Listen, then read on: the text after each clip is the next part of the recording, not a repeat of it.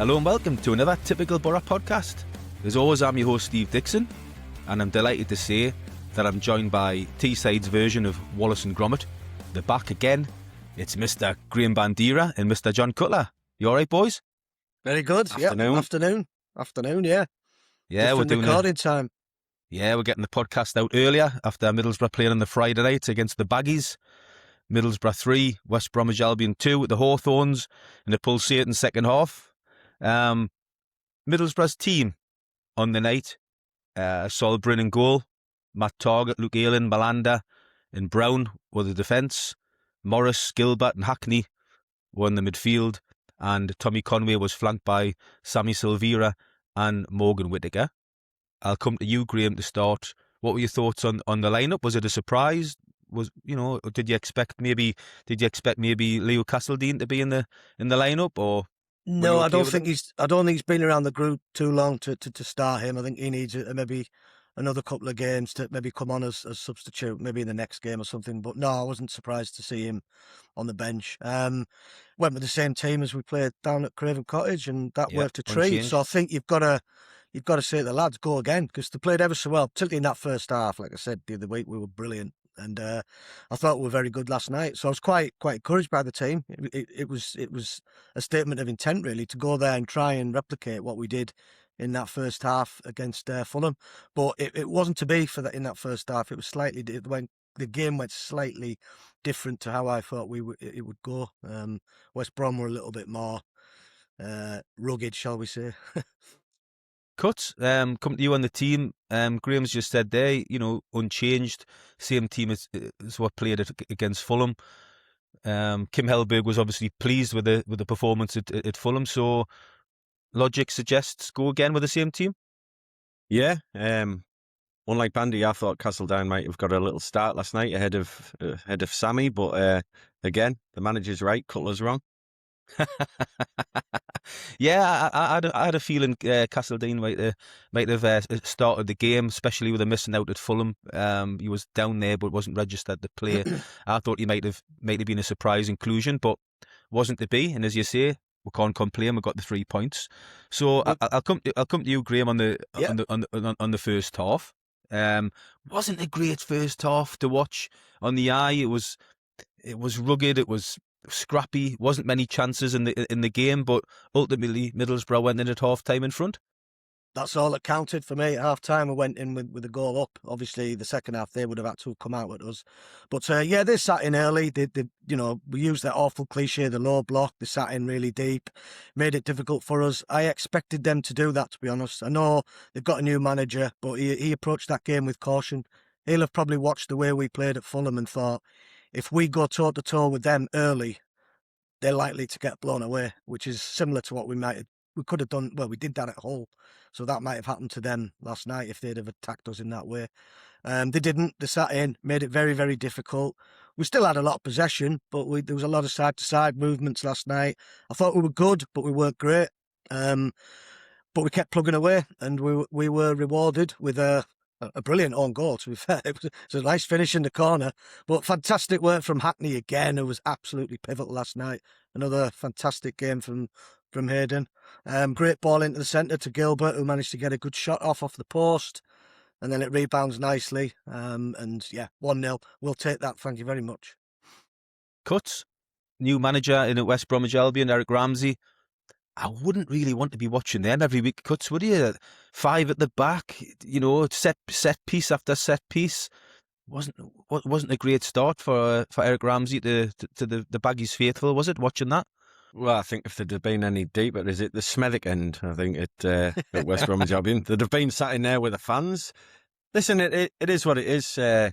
Going forward, whether he plays that style of football, it's not something you'd want to watch every week. And I think when we were 2-0 up, I know it's fast forwarding a little bit, 2-0 up in the second half and they weren't trying to close us down, there was a lot of boos coming from their fans, and I thought that was a little bit odd after like 70 minutes into a new manager. But yeah, they were very, very deep. It was clear what their game plan was. And we'll discuss whether it worked or not. I thought they countered quite well first half. That was their intent, to sit in like you say, as deep as the Smethwick end, John. And they did break well on us. We got a bit lucky at times. Sol Brim was quite alert to a few balls that came his way. Ayling had a little slip and managed to recover.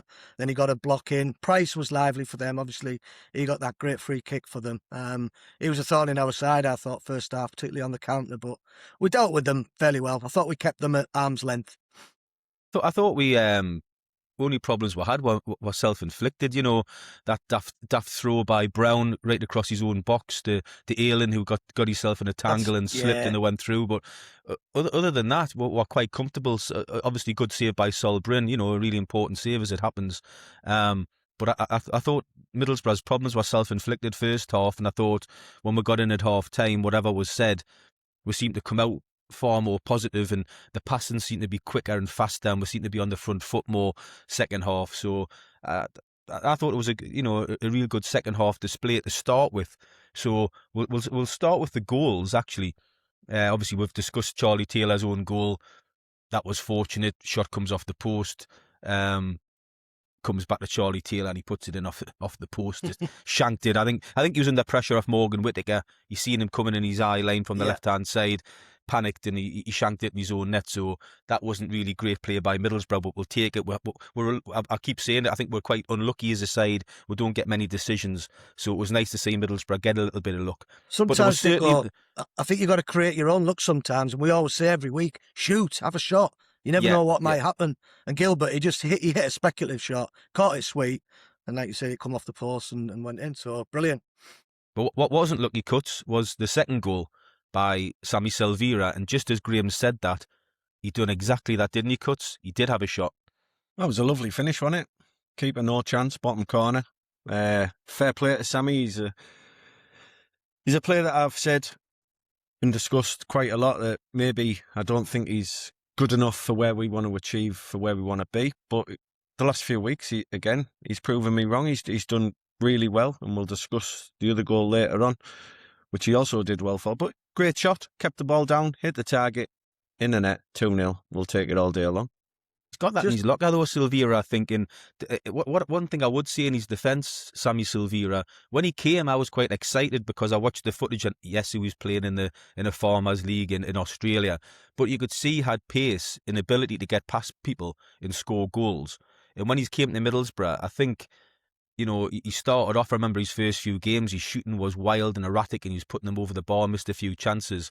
And his stock sort of fell with the Middlesbrough fans. But then since then, he's been played everywhere but his usual position. He's been playing wing back, left back. He's been all over the place, but where he actually plays. And the last 3 games, he's been back in his proper position where he plays for Australia and where he was playing in Australia for his club. 2 goals and an assist. And I think he adds something to Middlesbrough's team at the minute, which we lack massively, which is, Bandy, a yard of pace, certainly in the front area of the pitch. Absolutely. I think we have found his rightful position now, and that is somewhere on that right-hand side, whether it be an overlapping wing-back or a right winger or an inside forward who likes to come in and link up play.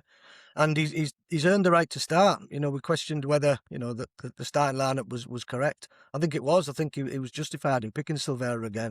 He scored that great goal against Southampton from Ayling's wonderful pass, his diagonal pass, took it beautifully, fired it across goal into the corner. A brilliant assist at Craven Cottage for Hayden's goal, and a fantastic strike last night. So, yeah, he's got to stay in the team. And I think that's why Hellberg's kept him in the team, because he's performing like that. If you take him out now, you're just going to destroy his confidence, and you've got a beaten player there. At the moment, while he's playing so well, keep playing him. I think a little plus side of it as well, he had 2 failed loan spells last year at Portsmouth and Blackpool. Yeah. And unlike certain other players, he hasn't been going to Instagram who has to be freed. So, yeah, fair play to him for that. You'll always get the best out of players if you play them in their rightful positions. It's fact. He come back pre-season and worked hard, and he just asked Rob Edwards for a chance. And he impressed Rob Edwards pre-season with his attitude. And last night on BBC Tees after the game, he was interviewed. And he come across really well, basically saying, I haven't caused any bother, I haven't rocked the boat, I'm just here to play but he was more or less alluding to the fact it was nice to actually play in his usual rightful position and get a run in that position. And I think he's enjoying taking that opportunity to show what he can do. I mean, if you're Absolutely. Sammy Silvera, you might not have a future at Middlesbrough next season, but if you keep playing like this till the end of the season, there's going to be plenty of clubs interested in him because there is a talent there. And it's one of them. Kutz said last week, I wouldn't be devastated if we let him go in January. I wouldn't be that bothered. He's not a world beater. But I think again, after last night, if these performances start to stack up, I'm in the camp now where I'd like to see him stay. Yeah, absolutely. I would now. Definitely, he's definitely won me over. If you look at him on that right-hand side, we used to think Whittaker was pigeonholed there, and he was a right-sided player who used to come in on his left foot and get shots off or link-up play. But Whittaker now is playing more central. He's playing more as a 10, which allows Silvera to play on the right, and then whoever you want to play on the left. So it's working at the moment. That dynamic's working quite well. He's an infectious character. I say it every week, and I think all of the rest of the team galvanise around him and want him to do well. He looks like a bit of a joker in the camp, and you kind of need players like that in your pack, I think. Yeah, he looks like he's a popular member of the squad, doesn't he? Definitely, the players are always up there giving him a cuddle, and he was having a bit of a laugh yesterday. I can't remember who it was after the non-penalty. He was having a bit of a laugh I'm sure I seen him say that was in the box or it was a pen or something.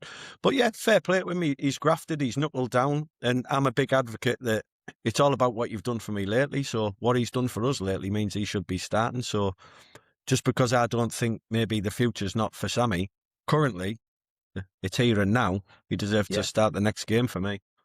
Put him in there, keep him in there, and see how long he can sustain his levels. But at the moment, he's ticking along quite nicely.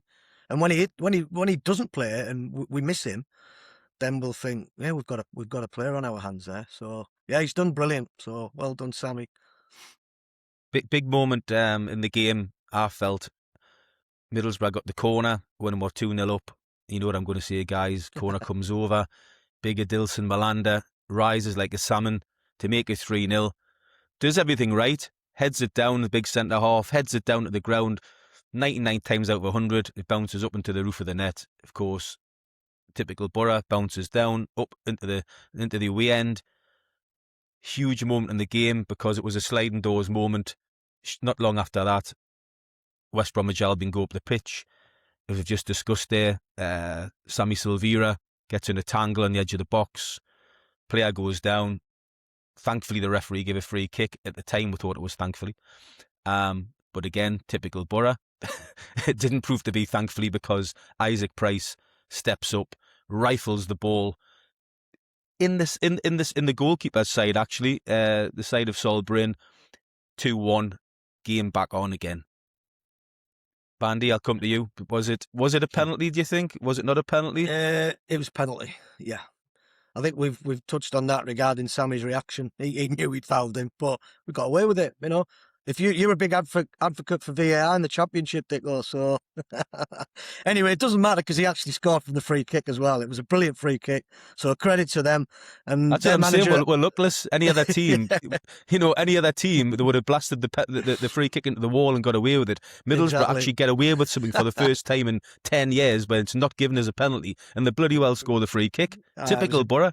It was a good strike, but after that, we had to weather a bit of a storm. They got the equaliser, and at one point it looked like there was only one winner. It looked like a typical Boro moment where we were going to go into capitulation mode, but I'm sure we'll talk about it. It came good in the end for us. But credit West Brom, they had a proper go at us there for a good 10-15 minutes, and they looked a decent side then. Just a quick one on that, Dicko. You mentioned it was the goalkeeper's side. Now, it was a good strike, well hit, quick in the bottom corner. As a goalkeeper, will Sol be a little bit disappointed? I'm not saying it's a mistake at all. Will he be a little bit disappointed that he was beating that side? Possibly, because, as you say, you set your wall up and you don't want to be beaten on your side. If it goes over the wall into the top corner and you don't get across, you can deal with that. You don't really want to get beaten on your side. But I have to say, after watching it again, the way it was whipped in the corner and it come through a few bodies, I'm inclined not to blame Sol Bryn for that. I thought it was a really good strike by the lad. So for me, it's not a mistake, but I'm sure Sol, who will be ultra critical of himself, he'll still be disappointed that he was beaten on his side. If that makes sense. I think he lined that wall up expecting an up and over Yeah. to his right. Yeah, But the absolutely. distance and the trajectory wasn't right to do that. It would have gone over the bar. But yeah, we've got to give the lad credit. It was a brilliant strike. And It the was, yeah. pace of the strike beat him. He did actually get across, but it was just too fast. So, yeah, well done. Yeah. Good free kick. The sort of we made a change on 65 minutes. We took Alex Gilbert on and put Delano Burgzorg on. Now, that seemed to be at the moment when the game sort of switched a little bit and the West Brom came back into the game, whether it was a change of our tactics, our formation, but they're certainly coming back into the game there. Say they scored on 75 minutes and then they get the equaliser with Jed Wallace on 80 minutes. Again, they were coming at Middlesbrough in waves at that moment. You could sense Middlesbrough had to ride that storm, or we could have caved in, and I thought we were going to cave in. But again, there was a little bit of fortune to the goal. Hayden Hackney does a brilliant sliding tackle on the edge of the box, and his sliding tackle sets up Ched Wallace absolutely perfectly to take his touch and smash it past Sol Brynn at the bottom, the bottom right-hand corner. Suddenly it's 2-2. It's 80 minutes gone. The Hawthorns is suddenly bouncing. Baggies, boing, boing. Yeah. You're probably now thinking, I was certainly thinking at the time, like you just said before, Graham, if anybody's going to win it, it's probably going to be West Brom. It did give me them vibes, yeah. But I always thought that we would create one or two more chances in that, the remaining time left, and it turns out that we did. But I think you have to credit West Brom in that moment. They really come at us and they showed a different side to themselves. They went for us and they could have actually nicked it, really, but we composed ourselves quite well.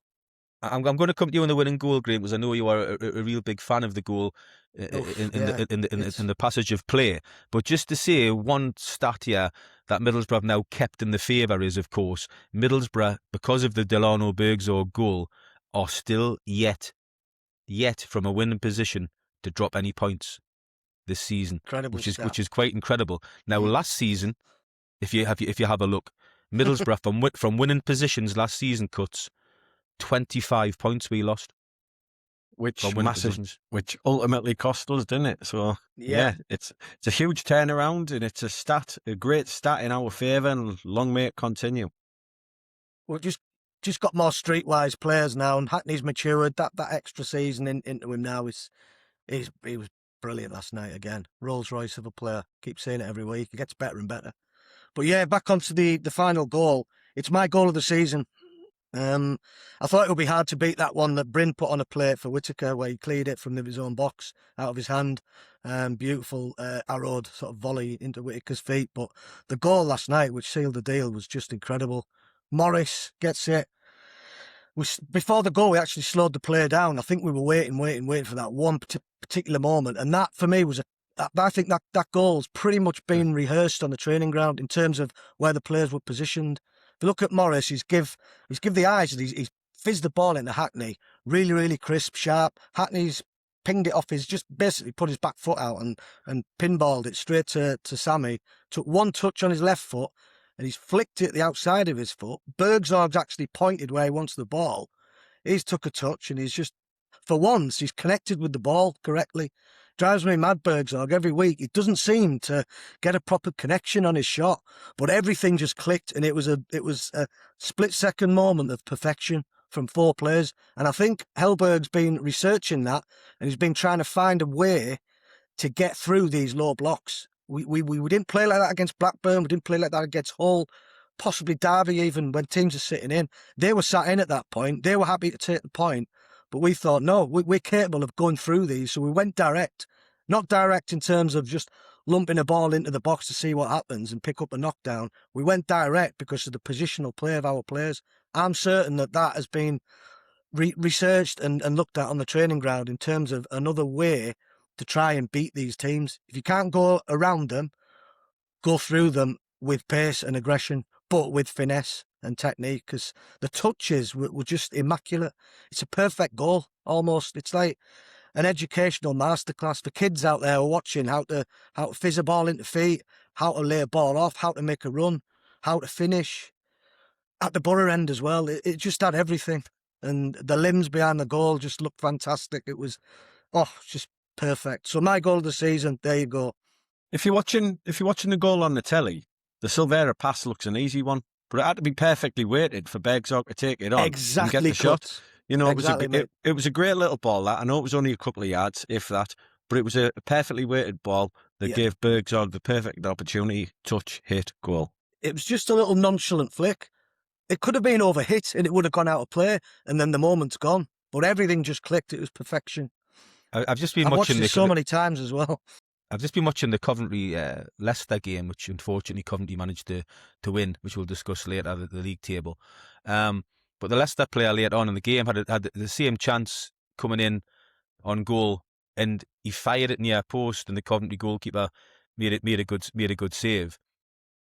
Burgzorg, 9 times out of 10, would have probably done the same. But yesterday, composure, the way he turned, rolled his man, and the only place he could have scored it was where he was, hitting it across the goalkeeper into the corner. It was the perfect finish. So I've got to give Delano Burgzorg huge credit. And Delano Burgzorg is being linked with in moves away, and Bristol City are being linked with him. If that's Delano Burgzorg's last touch of a football for Middlesbrough, I'd just like to say thank you very much, sir. That was absolutely fantastic. Yeah, I fully concur. Could be a crucial 2 points come the end of the season. I know there's still a long way to go, but it's a huge. It felt huge last night. It did. Get a late goal. And to be fair to Delano, not only did he score that goal, he had the ball wide where he skinned Metham, I think it was, and he got a yellow card. And I've always thought when we're winning in games and he's got the ball in the corners, he's good at holding the ball up. He is good at that, and maybe winding the clock down a little bit. So he's a player that's had a lot of criticism at this football club, and probably rightly so at times. But fair play to him last night. It was a good finish, and 3 points, massive. Yeah, I know we've got a long way to go, and we're not quite involved in the run-in yet. But it felt like a pivotal moment of the season. That for me last night, I got Forshaw vibes, Jordan Rhodes vibes. Just in terms of the magnitude of the game, it was a vital chance to take in 90 minutes. You've got to take them chances when you get them, and we did, and it meant a massive amount to us because you look at the results today. We had to win last night, and we've done it. So that's going to give us even more confidence to go on and win more games in that way.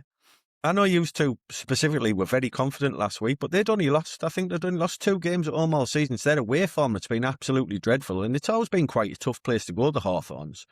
And I noticed on their next 6 fixtures, they said, I know Coventry have got to go there in one of their next 6. So let's hope West Brom, under this new manager, can maybe take a couple of points off them, because I think it was a massive win last night. Before the game, I would have probably took a point, and I said that to you last week.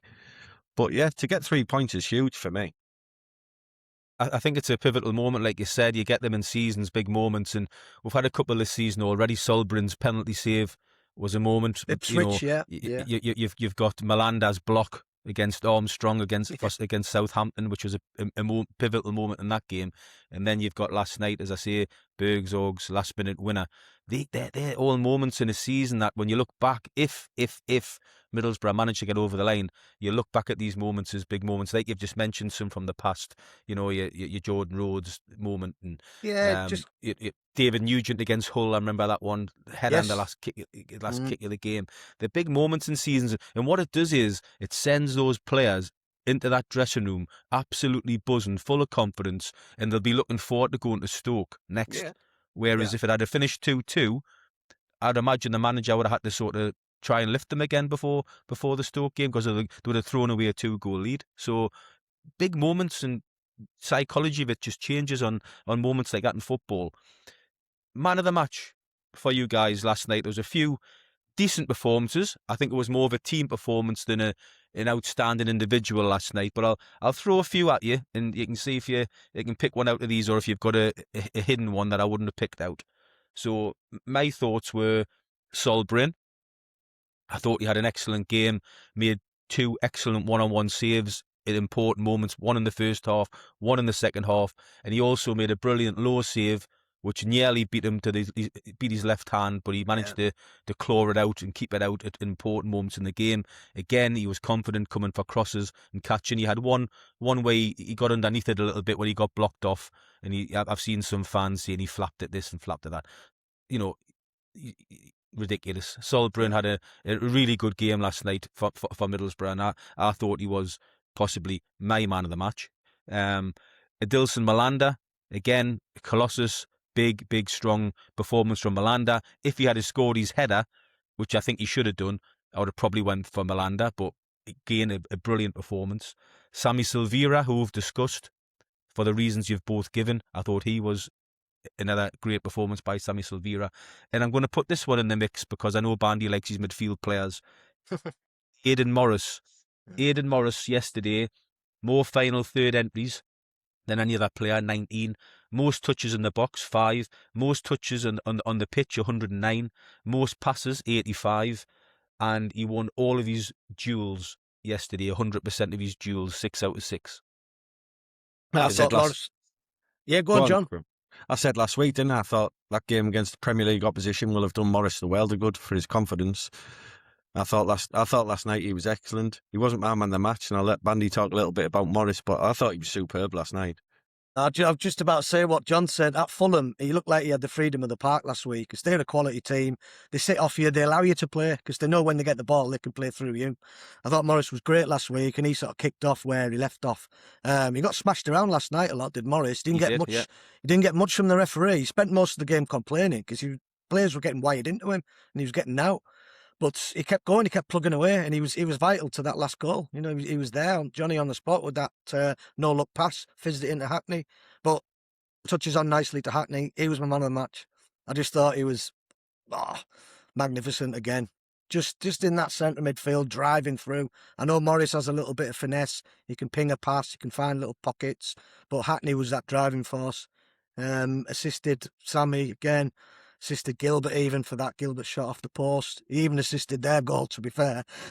So, no, he was everywhere. He was brilliant. Another shop window performance from Hackney with it being on TV as well. And his value probably rocketed even more. But it looks like he's going to stay with us for the remainder of the season, which is brilliant. And then who knows what's going to happen next season. But I thought he was class again. I absolutely love watching him. So I've went for Solbrin just. Yeah. Bandy, you've went for Hayden Hackney. I'll go Hayden Hackney. Who was the Sky man of the match last night. Cuts? Well, I don't want to go all Bandy here, but I'm going to mention a couple of players. Franz Beckenbauer, Paolo Maldini, Costa Curta, Nesta, Franco Baresi, Adilson Malanda. Yeah, I know we conceded. Exactly. I know we conceded 2 goals. That lad has everything.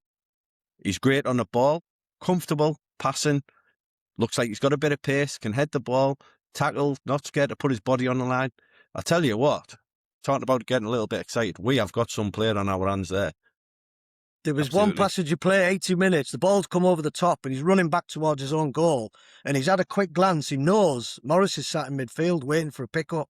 So instead of just, most players, 80 minutes would just clear the ball and put it out of touch for throwing or try and give it back to the keeper. He's actually spun and played the ball into Morris on the turn. It was an amazing piece of play and it was totally unexpected, but that's what he's capable of. So yeah, going back to Beckenbauer, that's what he would have done as well.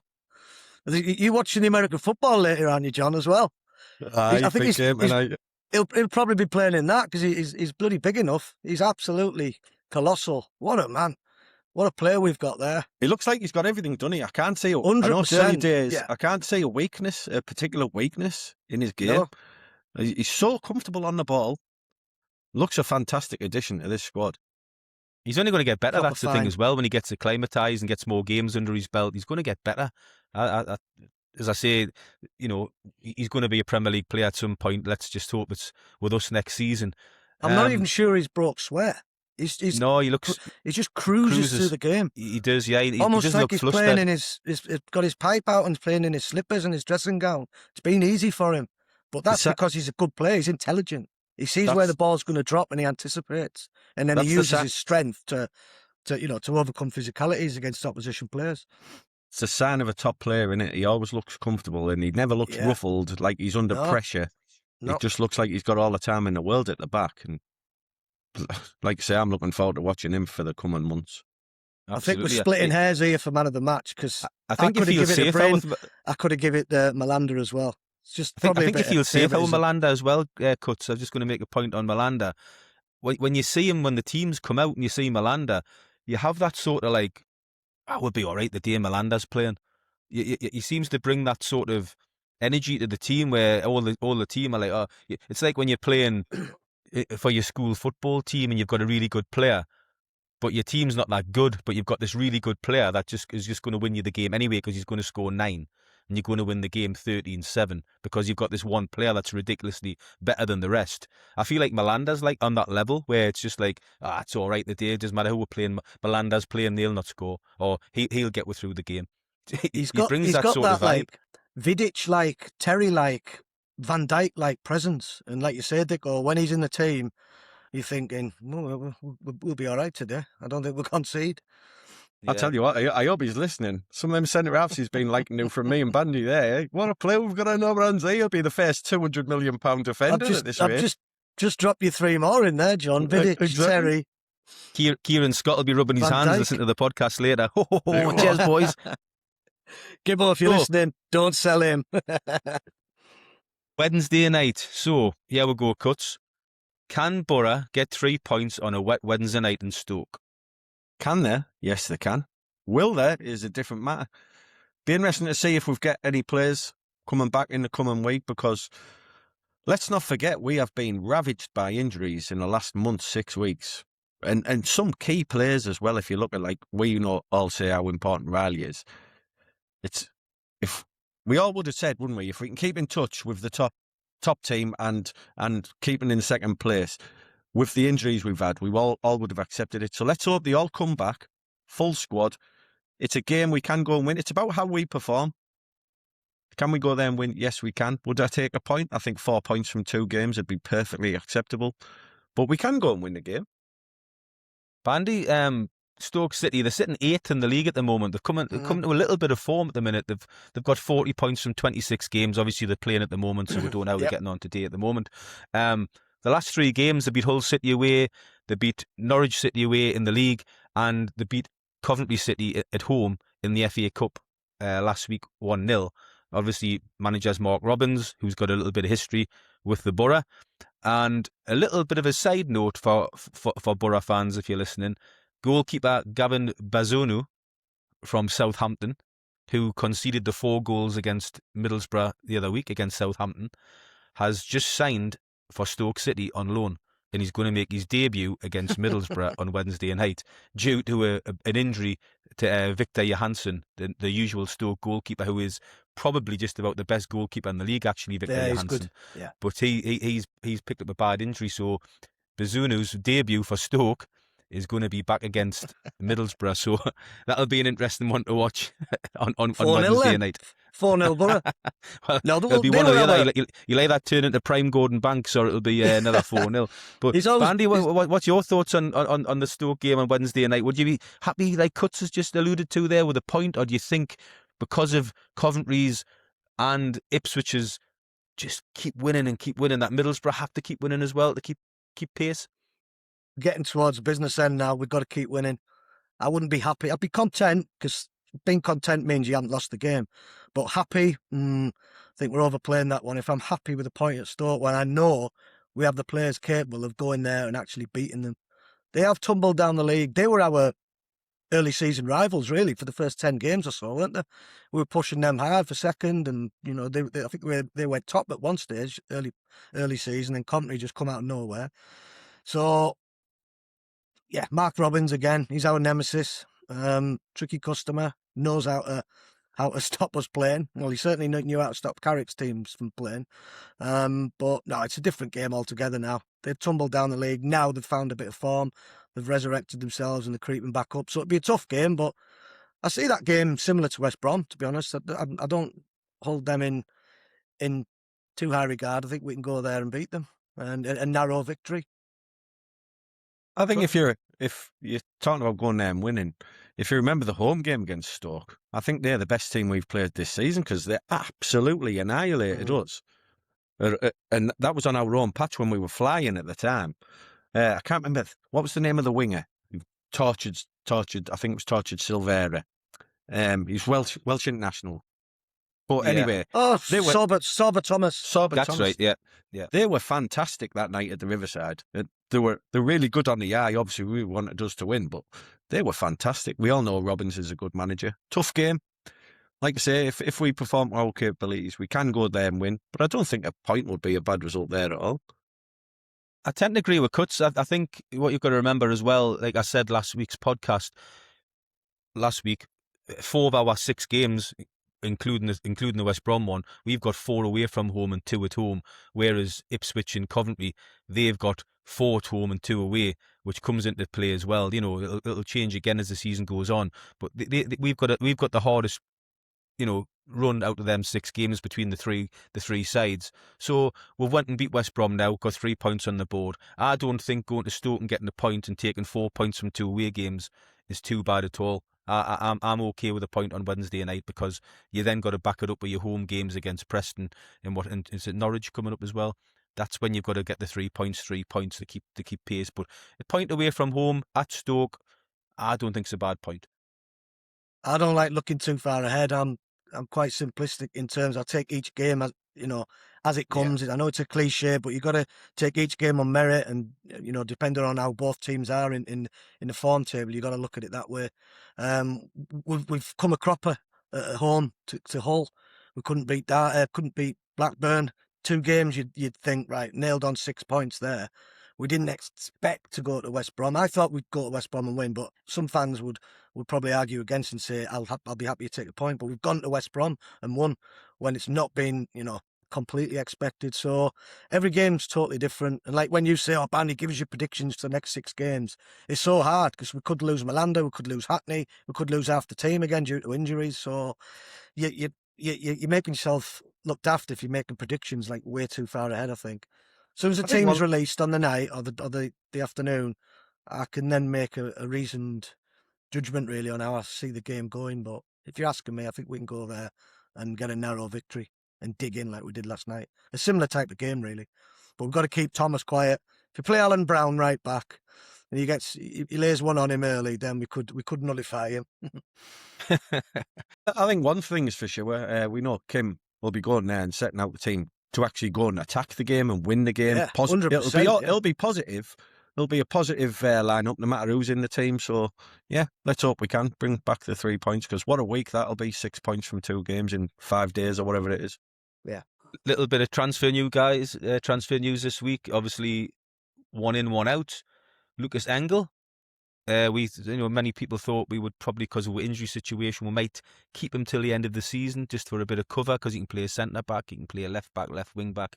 But no, Lucas Engel, after training back with Middlesbrough, has now agreed a deal to sign for Real Salt Lake in the USA. He was on loan at FC Cincinnati last season, but they thought he was going to go back there, but no, they didn't want him. Come back to Middlesbrough. We thought he was going to stay with the Boro and be an option forward, but no, Middlesbrough have agreed a £700,000 deal for him to sign for Real Salt Lake. So good luck to Lucas Engel in America. I think personally that's a good deal for Middlesbrough, because Lucas Engel at best for me was a solid Championship left back at best, but he was never going to be the answer for a promotion push for me. So to get £700,000 for him and then bring in Finn Munro, who, by all accounts is, got great potential. He's 20-year-old left back from Aston Villa. He's been on loan at Swindon Town. 27 games for Swindon Town this season, 2 goals, 7 assists, rave reviews from his manager. Yeah. To get a player of that potential for the money that you've got rid of the departing Lucas Engel, I think that's good business, Bandy. Amazing business. I'm delighted we've got him.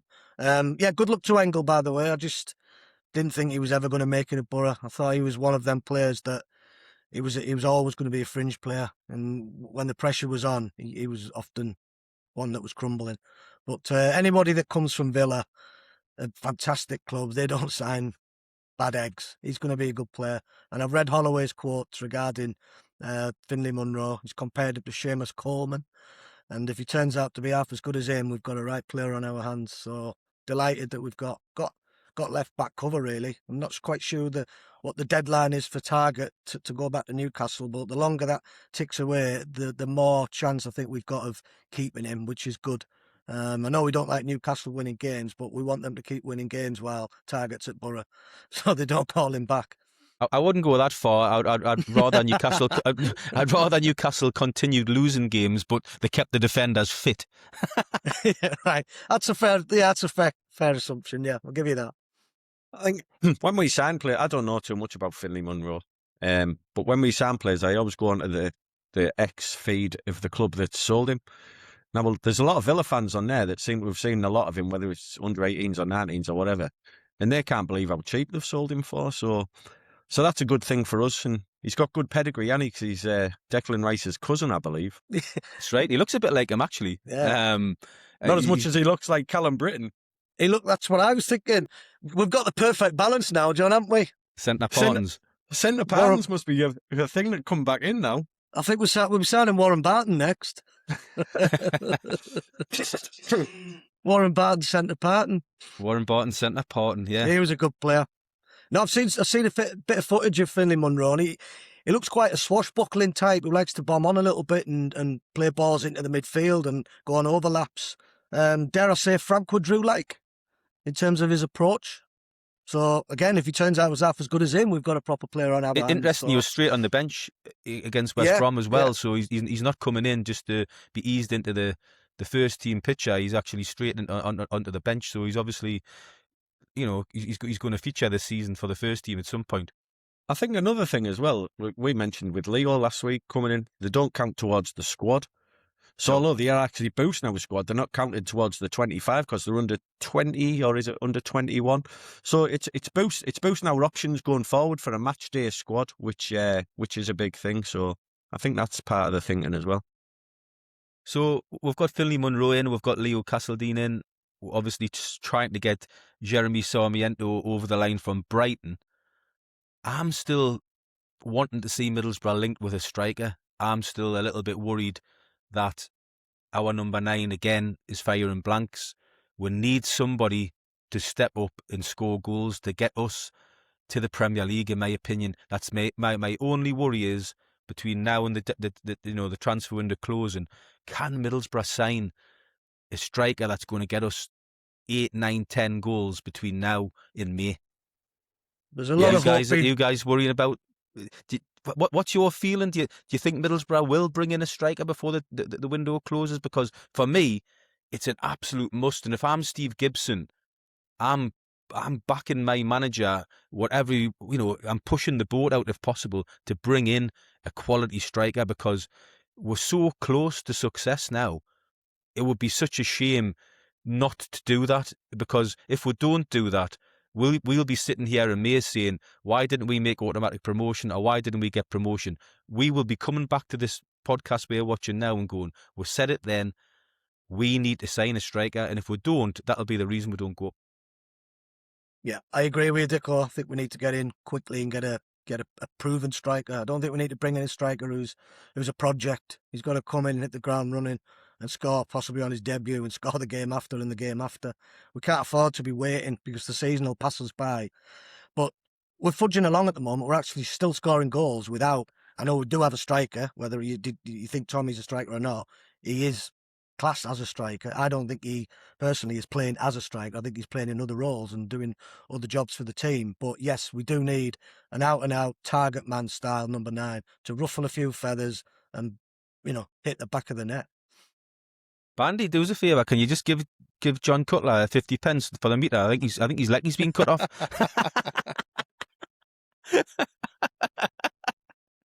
Oh, he's off. As long as at least his Wi-Fi's still working. There you go. Look at that. There you go, chaps. There you go, ladies. You can't say I don't do anything for you. John, you look better in the dark, mate. Thanks very much, Graham. There he is. That's what I like to see. Brilliant. Right, where we're going to go now? We'll go to fans' questions, I think, guys. We've got a few questions for you. Let's have a look. We'll start with you, Graham. John Hammett. He comes in with, do you gents agree just what we're talking about. Do you guys agree signing a striker who can get us 10 to 12 goals by the end of the season could be the difference between top 2 or playoffs? Also, when everyone's fit, if we ever get back to that, which is fair point, John, what's your starting front 4? Ooh. Come to you, Graham. We start in front 4. Tommy, Strelec, Whittaker, Riley. Correct. That's my front four. If we get a Joel Pirro, possibly a Josh Sargent, somebody who's proven in this division. A striker. Well, okay, if we get Joel Pirro, then he obviously pivots with Tommy. He plays up front with Tommy as opposed to Strelec. I'm holding out hope for Strelec, and I think everybody is. We're running on fumes at the moment in that central striking position. We need Strelec back ASAP because he was showing flashes of promise. I still look back at that goal he scored at Hull. It was an incredible finish, that off his right foot into the top corner, swiveled on it, brilliant. We want more of that. He's had his tap in at home. We want them type of goals as well. But if he's in and around that box, I'm sure he's going to score goals. But at the moment, we can't get him off the bench, off the treatment table. Mm-hmm. Yeah, I think you mentioned an interesting name there. He refused to play for them last week, Sargent at Norwich. Now, we're not a direct rival of Norwich because they're not going to make the playoffs. That he's linked with a £15 million move to America. Now we've got a couple of Americans or players that have played in America in this squad. I'd take him all day long, me, Sargent, at 15 million. Now, whether this club at the moment is going to spend £15 million on a player, but what a statement of intent that would be. It would be, John. I was playing devil's advocate the other day because he's missed the most big chances this season in the Championship as Josh Sargent. But that, along with Dicko's mate Tommy, that tells me two things. It also says that they're in the positions to miss the chances, and it also tells me that they're crap. So I'm trying to work out which one it is, but it's somewhere in between. I hope Middlesbrough are tracking a striker that's completely off the radar that we don't know about. Maybe from Europe or abroad or a Premier League loan. That's going to just make a little bit of a difference because silence has been deafening regarding a striker. We'll get little links to players that will be linked with, like, Sarmiento and these players. You hear little bits and bobs, but there's been nothing on the striker front. And Dom Shaw, who was a guest on here the other week, he said that Middlesbrough aren't interested in Joel Pirro because the numbers are too high. It must be his wages or whatever. So we're not interested in Joel Pirro, according to Dom Shaw and the Northern Echo.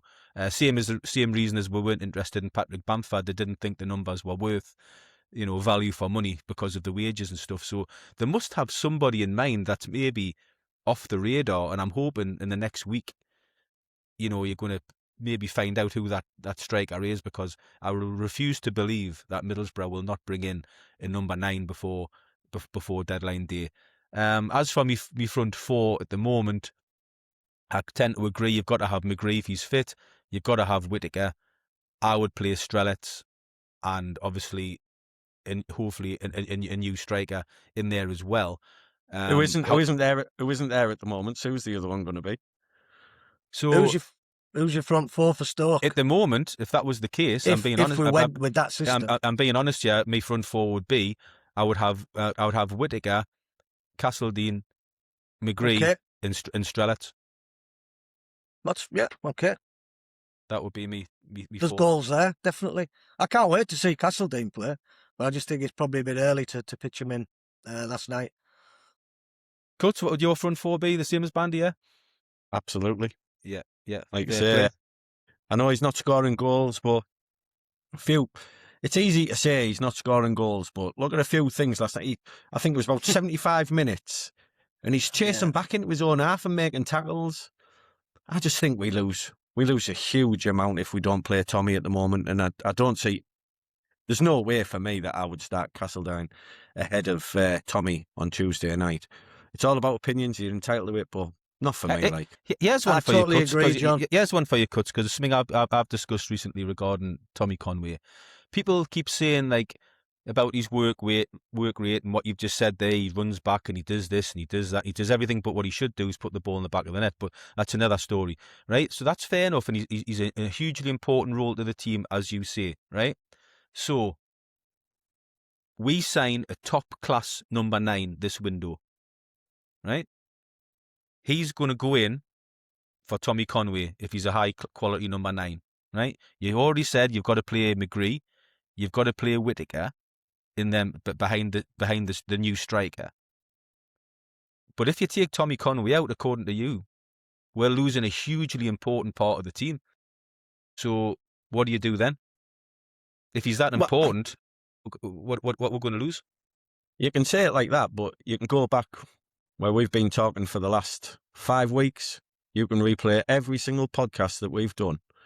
And I've said the only reason that Tommy stays in at the moment is because none of the players behind him are better than him or are going to improve this team more than what Tommy does.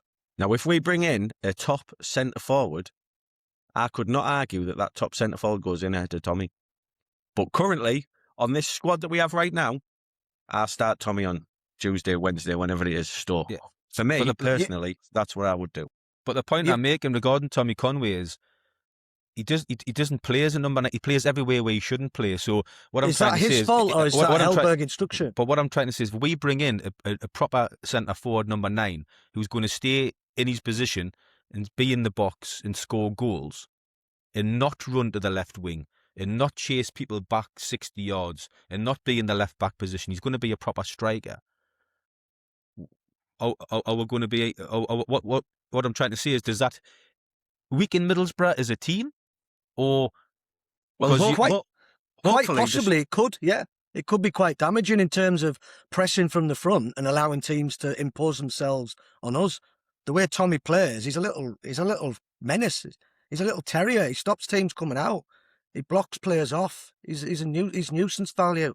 And like John correctly said, that 50-yard run last night to track his man, but he had no right. A lot of players will just pass the button, let's say, leave that to the midfielder, he'll sort that. He channeled 50 yards with him, took it off him, and he played a lovely little left-footed pass down the line and got us on a counter quickly. You could see the relationship he's got with Hellberg. Hellberg absolutely idolises him because he knows the graft he's putting in. If you asked every single Boro player, name your top 3 starters, obviously they're not going to tell everybody else, I think Tommy would feature quite highly on most players' lists. I think players appreciate him and want him in the team. And the same could be said about Silvera at the moment. You need players like that. You need pests, you need menaces, because without workers, you don't get anywhere. It's not all about flamboyance and elegance and you know, putting on a show. You've got to dig hard to earn the right to go and play. And I think Tommy is invaluable. But I can also see your point, Dicko. If you brought in an out-and-out number 9, a 1 and 2 man, you're going to have to say to Tommy, look, we're going to have to change the way we play a little bit here, son, because we do need to score some goals. Because if we don't score goals, we don't get up. So he's got to find that balance. But I'm sure he'll know that anyway. Tommy's under massive pressure to score, but he's also, when he's not scoring, he's contributing. If he's not contributing, you've got to hook him. But there's times when, you know, personally, I'd have hooked him last night. As much as I'm a fan, I'd have hooked him last night and brought Castledine on, maybe with 20 to go when they were coming at us, and then we can maybe pick them off. But he left him on. So I think John. I think quickly, if you're asking what we would lose by not playing Tommy, I think if you revert back to Wrexham at home, where their defenders could have had cigars and were passing the ball around, and we barely got a touch in the first half. I think that shows you what we would miss by not having Tommy. Yeah. Do I think he's untouchable? No. But currently, he starts ahead of the other centre-forwards that we have in this squad. Hopefully, we bring 1, maybe 2 in that puts massive pressure on him then. Then would I argue with that centre-forward coming in ahead of Tommy? No, I wouldn't. But currently, I will argue till I'm blue in the face about the other options available are not better than Tommy. Fair play, as I say, Strelets for me. You will stick with Conway, but that's it's just personal choice. I think they worked well together. Together, Dicko. The two of them worked well together. I thought they were excellent at Hull. The pair of them, they hunted in a pair, and it proved successful. Tommy was unlucky not to score that night, but he was involved in two out of the 4 goals, I think, and Strelets got himself a goal. So yeah, that bodes well. If we get Strelets fit, you can play him up with Tommy. You might see a different Tommy. Yeah, hopefully. Yeah, something's got to change because, as I say, for us to finish top 2, we need goals, and that's all I'm bothered about. But we are still scoring goals, even though Tommy isn't. So that could be because of Tommy. You know, in terms of his contribution, freeing up space for others to score.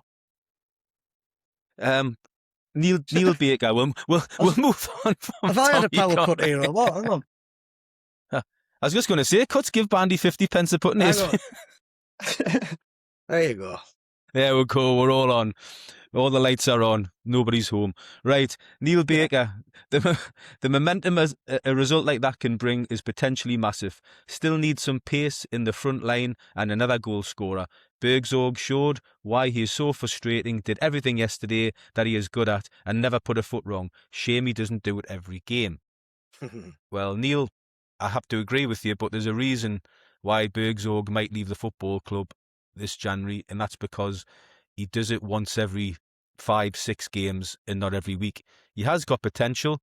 He's no doubt about that, but his record will tell you. If you look at his career record, he doesn't score enough goals. He doesn't create enough goals. He goes missing in games too often. But, he is a frustrating player. I remember the Huddersfield fans, before he come to Middlesbrough, said exactly the same about him. They warned Middlesbrough before we got him. He looks great on the eye. He's got tricks. He's got step overs. He can score an odd good goal. In other games, he's absolutely abysmal. And he's just one of those players, I think, unfortunately. Do you agree, guys? 100%. Totally agree. I thought last night, for such a monumental goal, I thought his celebration was quite muted. I don't think he was overly enamoured of the fact that he'd got the win. I think possibly he knows his days are numbered. I do think he might move on in the transfer window. But if he stays, then he's got to knuckle down and produce that level of performance as often as he possibly can, and not the performances we're so used to, which are so incredibly frustrating. But again, he seems like a really infectious character. He's always involved with all the banter. He likes the social side of things with the team and getting involved. And we just want to see a little bit more from him, really, and be better with the ball. Chubby Brown would be involved with the banter, but it doesn't mean to say he should be playing. Your pal John Willow's come in, good win and a great character to clear their heads and switch back on after coasting the game. Was Solbrun questionable on the first goal? Did he save us when they had men clean through a couple of times? The life of a goalkeeper. I won't mention the elephant in the room, which is Tommy Conway. Well, we've just discussed Tommy Conway. I'm not going back there again because I'll get myself into trouble. John, Steve Trodden. Yeah, he comes in with our main downfall is for 70 minutes onwards. Players tiring, central midfielders not picking up runners again, conceding possession in stupid areas of the pitch, for a better phrase, messing about with the ball instead of hoofing it long and pushing up. My question is, should we not be more game savvy with bringing fresh legs on to match the other teams and subs and impetus, and also see the game out by being ugly to beat? Get your tackles in, take the fouls, take the yellow cards, waste time, football housery. Doing the ugly stuff. 3 points though, get in there up the Boro. So he's asking, do you think Middlesbrough need to be more game savvy or not? I think we've done a lot of that this season with Hellberg. I thought we did it with Edwards as well, to be fair. I think that's why we're so high in the table, because we've learned how to not be a soft touch anymore. Yeah, I agree. I think we've brought that into the game quite well this season with the experienced players that, like Alfie Jones when he was playing before he got injured, and Callum Britton before he's got injured. The players we've got, Luke Ayling, Cuts mentioned earlier on about Burgzorg, taking the ball, the corners, and good point. Sticking the ball in the corners. I do think we're not too bad now at that side of the game. We've got characters in there that can do that. I think it was just frustrating last night that we're 2-0 up and it looked like we had blown it. But you've also got to look at it the other way and give Middlesbrough credit that they still found a way to win. And that's what good teams do. They find a way to win. Go on, Cuts. I think if you look at it last night at 2-2, we took Whittaker off and brought Dale Fry on. And then, if anything, we probably would have been sat there thinking, no, we're going to settle for a point here. But if anything, we that sort of like pushed us into another game. We started knocking the ball about again and moving it into spaces and looking a little bit of a threat. So fair play to Hellberg for making that change, because at that time I thought to myself, we're just trying to hang on for a point here. Yeah. So conspiracy theory, Cuts. Conspiracy theory, because I discussed this with producer Sophie last night. Conspiracy theory: did Hellberg change to a back five and take Whittaker off and put Fry on to give their manager and their players the thought process that Middlesbrough are going, we're getting hammered here, we're settling for a 0.5 at the back? when actually Hellberg's plan was, we're going to go to a back five, but the plan is to actually go and win the game. Well, I think that was to go and win the game will always be his intent, I'm sure. But I think at that particular time, it was to take the sting out the game and just protect us. We were weary, we were leggy. They were in the ascendancy. The crowd were up. The Hawthorns, like you say, was jumping. It was bouncing. So I think it was probably needed at that time. And a 2-2 wouldn't have been a disaster at that stage in the game. However, it gave us the chance to put 10 passes together and just take the sting out the game. And then when we're able to put them 10 passes together, we can then put 20 together. And then we can put a move together to finish the game and win the game. Like I touched on earlier, the best goal I've seen this season. And we're capable of that in such an intense environment, because it was really, really tense last night. It did feel like a big, big moment for us. How many times have we seen Man United nick last-minute winners? Leeds said, oh, bloody Leeds have scored last minute again. Man U have got another late winner. It's because these teams, pummel teams, that keep going at you. And that's why they succeed. And that's what we've seemed to have got now. We're a galvanised unit. We know when to take the sting out of games and when to go for teams. So I think that's testament to Hellberg and the way he's managing these players. I think he's been brilliant. I'll just read this last one out, guys, because we're running over time. Paul McLean, we need to keep going on a winning run now. Ipswich, Millwall at present aren't letting up. Stoke will be difficult, like all games are. But if we can just, if we're going to be serious top two candidates, then we need to keep the winning run going. Easy for me to say. I'll put my teeth back in. we need to keep the winning run going without the theatrical 2-goal lead slip up. Well, that's football, Paul. At the end of the day, the winning run's continued. We did give up 2 goals, but like we've just said there, we found a way to win. And I'll take another 3-2 win on Wednesday night, give up a 2-goal lead, long win 3-2 again. It's all about winning now. It doesn't particularly matter how the performance looks on the eye at the moment. It's just about 3 points, 3 points, 3 points. And the only way we're going to get over the line, like I've just said, is we need to sign a goal scorer.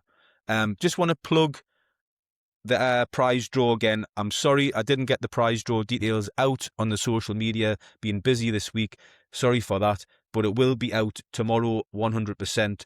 So that's the Midas Cladden prize draw, which is the legacy range from Middlesbrough Football Club, Janino, Southgate, Mowbray, Graham Souness, retro t-shirts, hoodies, polo shirts. 2 winners. You can pick what you want from that range.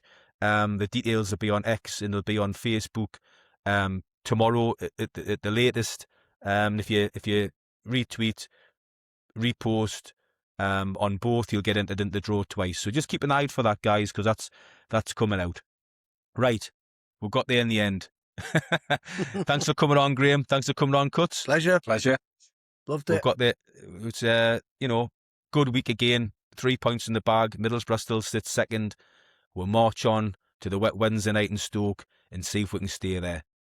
Right, remember, Boro fans, don't say typical Boro. Watch it, listen to it, and we'll be back soon. Up the Boro. Up the Boro.